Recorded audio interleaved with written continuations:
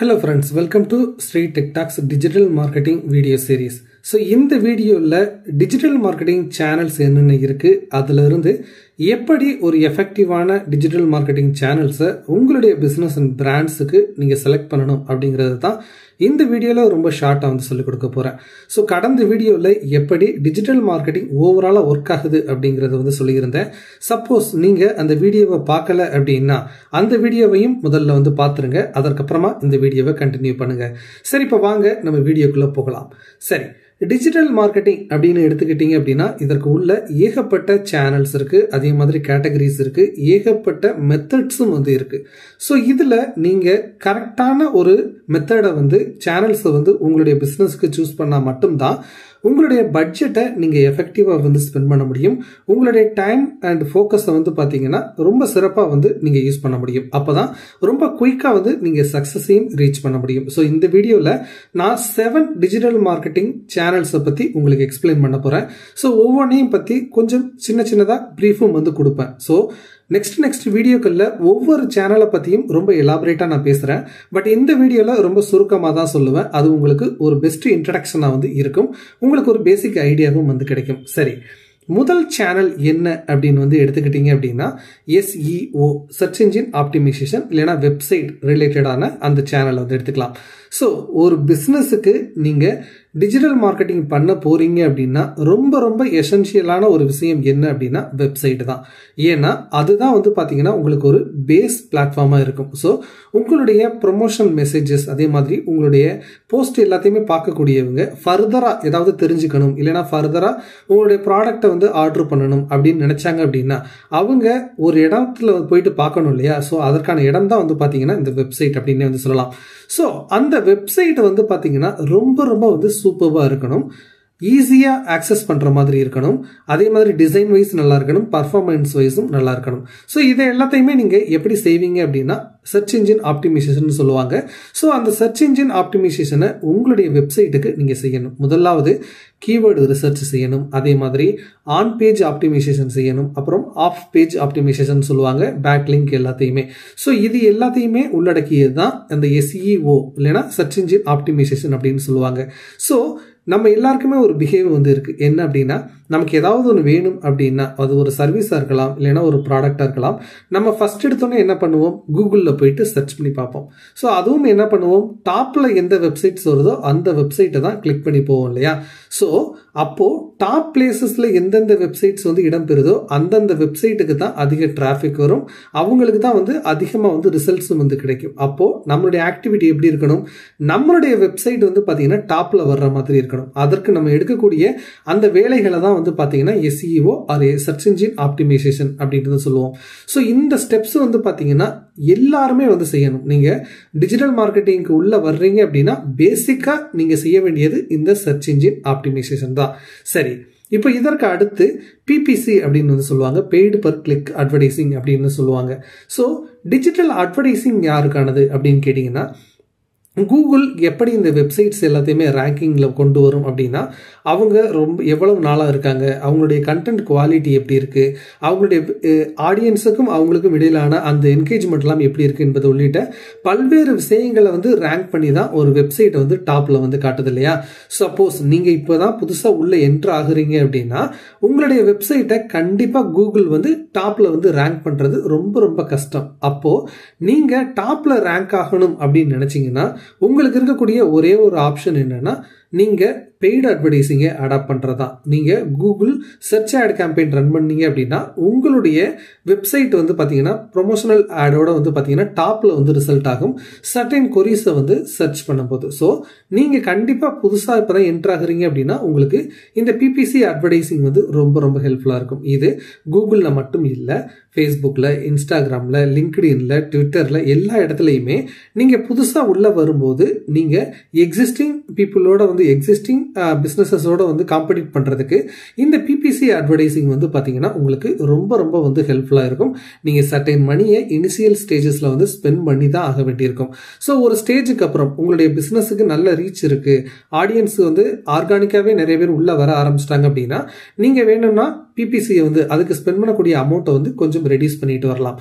But நீங்கள் புதுசாக உள்ள வர்றீங்க அப்படின்னா உங்களுக்கு கண்டிப்பாக இந்த பிபிசி அட்வர்டைசிங் சேனல் அப்படிங்கிறது ரொம்ப ரொம்ப முக்கியமாக இருக்கும். அதற்கடுத்து SMM, social media marketing. So இப்போ நீங்களே எடுத்துக்கோங்க, ஒரு ப்ராடக்டை வாங்க போகிறீங்க அப்படின்னா அது சின்ன ப்ராடக்டாக இருக்கட்டும் பெரிய ப்ராடக்டாக இருக்கட்டும், நீங்கள் ஒரு பிராண்டை எப்படி வேல்யூ பண்ணுறீங்க அப்படின்னா ஒன்று அவங்களுடைய வெப்சைட்டுக்கு போய் பார்ப்பீங்க. அவங்களுடைய வெப்சைட் டிசைன் எப்படி இருக்குது, அது அந்த ஸ்ட்ரக்சர் எப்படி இருக்குது, பார்க்கும்போதே வந்து ஒரு பிராண்ட் மாதிரி இருக்கா அப்படின்ட்டு பார்ப்பீங்க. அதற்கு அடுத்து நீங்கள் செய்யக்கூடிய ஒரு ஆக்ஷன் என்னவா இருக்கும் அப்படின்னா அவங்களுடைய சோஷியல் மீடியா பிரசன்ஸ் எப்படி இருக்குது அப்படின்ட்டு தான் நீங்கள் போயிட்டு பார்ப்பீங்க. ஸோ எந்த ஒரு பிஸ்னஸாக இருக்கட்டும் அந்த பிஸ்னஸோட ட்ரஸ்ட்டு எங்கே இருந்து பில்ட் ஆகும் அப்படின்னு பார்த்தீங்கன்னா அவங்களுடைய ஆன்லைன் பிரசன்ஸ், குறிப்பாக வந்து பார்த்தீங்கன்னா சோஷியல் மீடியா மார்க்கெட்டிங் அவங்க எப்படி பண்ணுறாங்க அப்படிங்கிறத பொறுத்து தான் இன்னைக்கு பீப்புள் வந்து பார்த்தீங்கன்னா அந்த குறிப்பிட்ட பிஸ்னஸ் மேலே ட்ரஸ்ட்டை வந்து பில்ட் பண்ணுறாங்க. ஸோ பீப்புளோட ட்ரஸ்ட் உங்களுடைய பிராண்ட் மேலே வரணும் அப்படின்னா நீங்கள் சோஷியல் மீடியா மார்க்கெட்டிங்கில் கண்டிப்பாக வந்து ஒரு ஸ்ட்ராங் பேஸ் வந்து வச்சுருக்கணும். குறிப்பாக வந்து பார்த்தீங்கன்னா நல்ல ஸ்ட்ராங் ஃபாலோயர்ஸ் கவுண்ட் இருக்கணும்.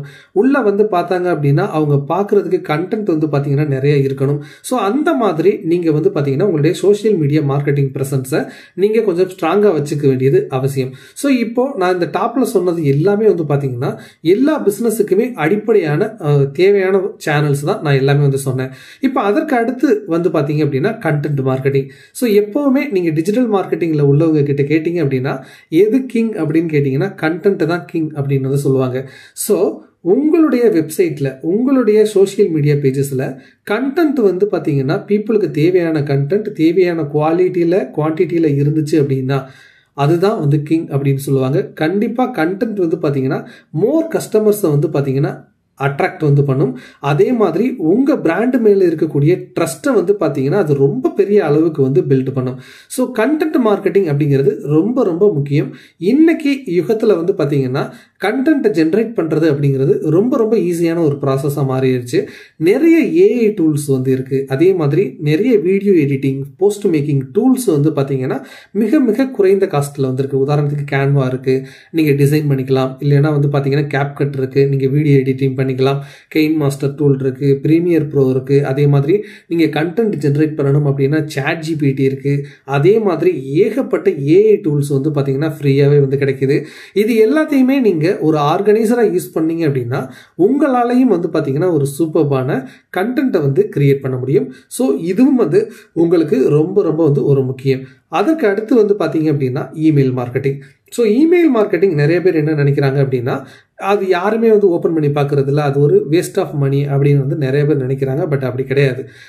உங்களுடைய வேலை என்ன அப்படின்னு வந்து பார்த்தீங்கன்னா நீங்கள் ஒரு பிஸ்னஸை வந்து பில்ட் பண்ணணும், அந்த பிராண்ட் ட்ரஸ்ட்டை வந்து கொண்டு வரணும் அப்படின்னா நீங்கள் எல்லா சேனலையுமே அடாப்ட் பண்ண வேண்டியது அவசியம். ஸோ நீங்கள் சோஷியல் மீடியாவில் எப்படி ஆக்டிவாக இருக்கீங்களோ அதே மாதிரி இமெயில் மார்க்கெட்டிங்லேயும் வந்து பார்த்தீங்கன்னா ஆக்டிவாக வந்து இருக்கணும்.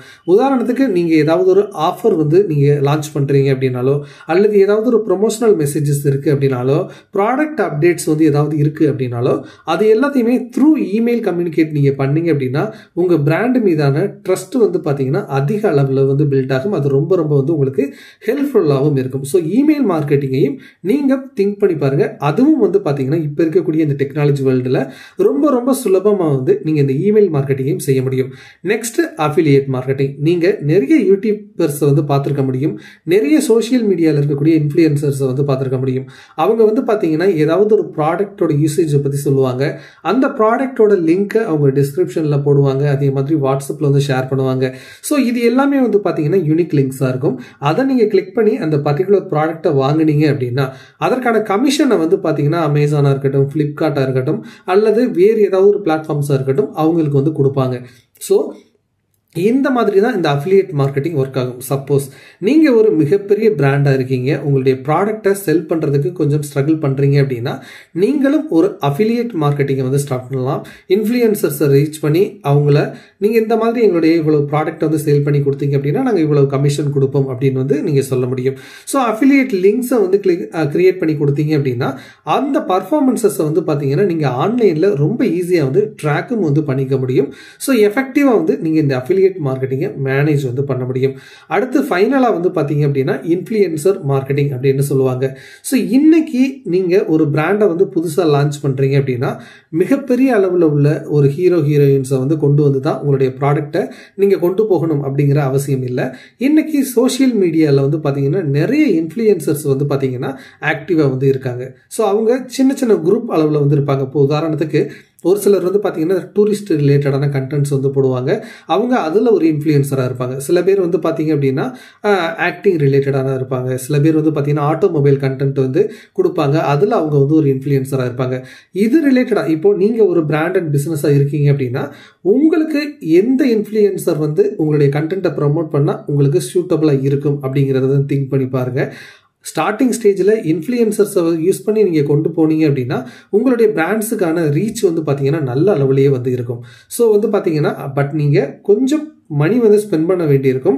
பட் நீங்கள் ஈஸியாக ரீச் ஆகணும், நான் கொஞ்சம் ஸ்பீடாக ரீச் ஆகணும் அப்படின்னு நினச்சிங்க அப்படின்னா நீங்கள் கண்டிப்பாக இந்த இன்ஃப்ளூயன்சர் மார்க்கெட்டிங்கை வந்து நீங்கள் அடாப்ட் பண்ணீங்க அப்படின்னா உங்களுக்கு கண்டிப்பாக இது ரொம்ப ரொம்ப யூஸ்ஃபுல்லாக இருக்கும். சரி, இப்போ இந்த வீடியோவில் இது வரைக்கும் 7 முக்கியமான மார்க்கெட்டிங் சேனல்ஸை பற்றி வந்து உங்களுக்கு நான் எக்ஸ்பிளைன் பண்ணேன். எல்லா மார்க்கெட்டிங் சேனல்ஸுமே வந்து பார்த்தீங்கன்னா ரொம்ப ரொம்ப வந்து எல்லாருக்குமே முக்கியமானது தான். பட் நான் இப்போ தாங்க புதுசாக ஒரு சின்ன அளவில் வந்து டிஜிட்டல் மார்க்கெட்டிங்கை வந்து ஸ்டார்ட் பண்ணியிருக்கேன். நான் எதை வந்து ஃபர்ஸ்ட் எடுத்தோன்னு வந்து ஃபோக்கஸ் பண்ணணும், எதில் வந்து ஆரம்பிக்கணும் அப்படின்னு வந்து கேட்டிங்க அப்படின்னா உங்களுக்கு நான் சொல்லக்கூடியது ஃபஸ்ட்டு என்ன அப்படின்னா ஒரு சூப்பர்பான வெல் பர்ஃபார்மிங் ஒரு வெப்சைட்டை வந்து பார்த்தீங்கன்னா நீங்கள் பில்ட் பண்ணுங்கள். அதை ஸ்ட்ராங்காக வந்து பார்த்தீங்கன்னா SEO பண்ணுங்கள். ஏன்னா கூகுளிலேருந்து வரக்கூடிய அந்த ஆர்கானிக் ரிசல்ட்ஸ் வந்து பார்த்தீங்கன்னா உங்களுக்கு ரொம்ப ரொம்ப வந்து ஹெல்ப்ஃபுல்லாக இருக்கும். ஸோ SEOவில் ஃபுல்லாக வந்து கான்சன்ட்ரேட் பண்ணுங்கள். அதற்கப்புறமா ஸ்லோவாக என்ன பண்ணுங்கள், நீங்கள் ஃபேஸ்புக் அதே மாதிரி இன்ஸ்டாகிராமில் ஆர்கானிக்காக வந்து போஸ்ட் போட ஆரம்பிங்க.